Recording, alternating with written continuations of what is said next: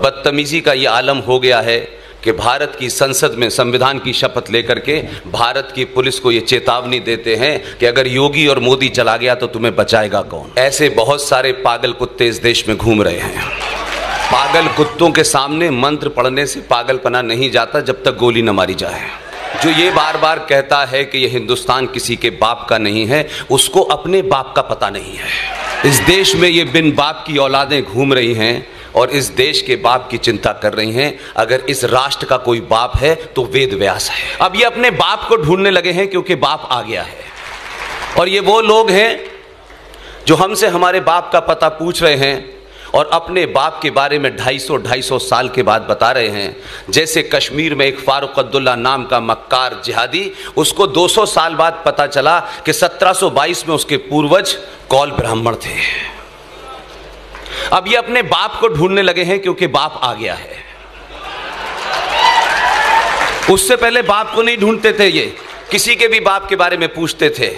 एक और मक्कार था जिसने इस देश को एक लेमन चूस की गोली पकड़ाई और आप उस लेमन चूस को चूस रहे हैं। उस मक्कार का नाम था मोहम्मद इकबाल, जिसने भारत का तराना लिखा।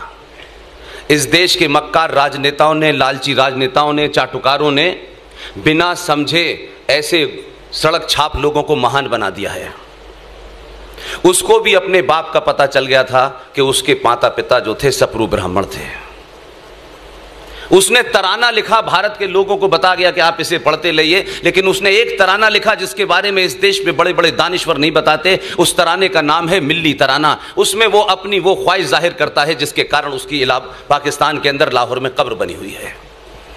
हम बिना जाने बिना सोचे किसी सब्जेक्ट के बारे में जानने बगैर हम बहुत सारी चीज़ों के एक्सपर्ट हो जाते हैं। इसलिए मेरा मानना है कि अभी हाल में एक घटना घटी है आपके शहर में। आपके शहर में आने से पहले मैं बहुत गुस्से में था, बहुत ज़्यादा गुस्से में था। और इसलिए था कि मैं पागल कुत्तों से कोई उम्मीद करता नहीं हूं। पागल कुत्ते वही करते हैं जिस तरीके से एक पागल कुत्ते ने अपनी बहन का सुहाग चौराहे पे उठकर मार दिया। इस समाज ने उसके ऊपर प्रतिक्रिया नहीं दी, किसी ने नहीं दी। और वो जो बता रहे हैं दुनिया में इंसानियत, जमहूरियत, उनसे बड़ा कोई हैवान नहीं है। इसलिए कुछ चीजों को सच सच समझिए। आज आपके सामने संकट यह है कि आप अपने शत्रु से अपनी बात